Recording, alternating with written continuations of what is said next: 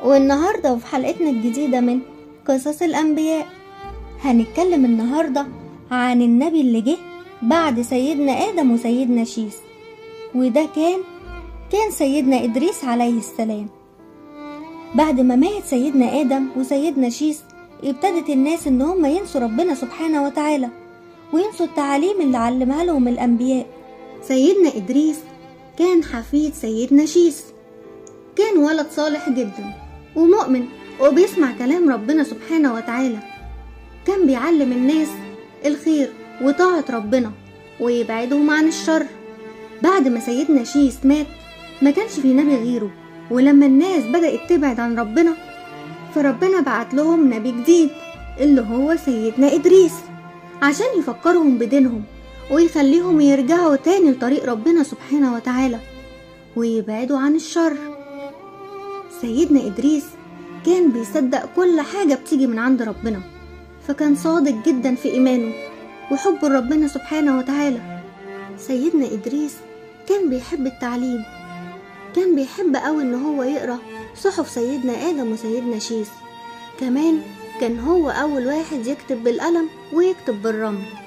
كان ليه حاجات كتير هو أول واحد يعملها، زي مثلا هو أول واحد يكتشف الخياطة. طب الناس كانت بتلبس ايه قبل كده؟ كانوا بيلبسوا الجلود. كمان كان هو أول واحد يفهم علم الحساب والفلك والنجوم. كمان هو اللي صنع الآلات والأدوات. كان شاطر في الهندسة، كان ليه حاجات كتير جدا، يعتبر هو الأصل في علوم كتير احنا اتعلمناها منه دلوقتي. سيدنا إدريس كان من أنشط الأنبياء، كان مجتهد جدا في انه يفكر الناس بربنا سبحانه وتعالى ويعرفهم الفرق بين الصح والغلط.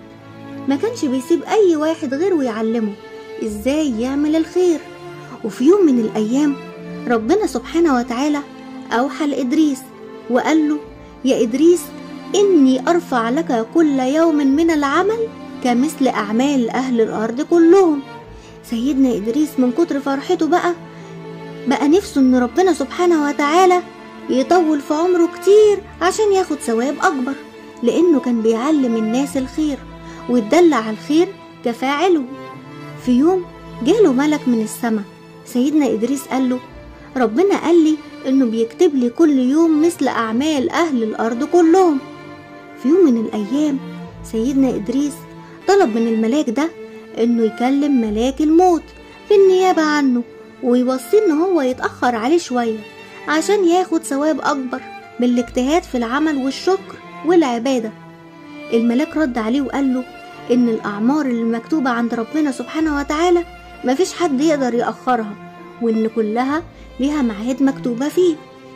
سيدنا إدريس كان عارف الحقيقة دي وما كانش عنده اعتراض على أمر ربنا سبحانه وتعالى، لكن طلب من الملاك إن ياخده عند ملاك الموت علشان يتكلم معاه. وفعلا أخد الملاك سيدنا إدريس معاه وطلع بيه من السماء الدنيا إلى السماء التانية، ثم التالتة، ثم إلى السماء الرابعة. فقابله هناك ملاك الموت. ابتدى الملاك يتكلم مع ملاك الموت ويقول له الطلب اللي طلبه منه سيدنا إدريس. فملاك الموت سأل الملاك وقال له: فين سيدنا إدريس دلوقتي؟ قال له: هنا في السماء الرابعة. ملاك الموت قال له: سبحان الله، ربنا قال لي إن أنا أقبض روحه دلوقتي في السماء الرابعة، وما كنتش عارف إزاي هاخد روح سيدنا إدريس في السماء الرابعة وهو أصلا في الأرض. الملاك سأل ملاك الموت وقال له: هو فاضل قد إيه على موت سيدنا إدريس؟ ملاك الموت رد عليه وقال له: ما فاضلش حتى ولا طرفة عين. وفعلا قبض ملاك الموت روح سيدنا إدريس عليه السلام في السماء الرابعة زي ما ربنا سبحانه وتعالى أمره. وكان سيدنا إدريس عند ربنا في مكان جميل جدا. وبكده تكون انتهت قصتنا النهاردة، قصة سيدنا إدريس عليه السلام. استنوني في الحلقة الجاية من سلسلة قصص الأنبياء، ونتكلم عن النبي اللي جه بعد كده. يا ترى مين؟ ده اللي هنعرفه في الحلقة اللي جاية.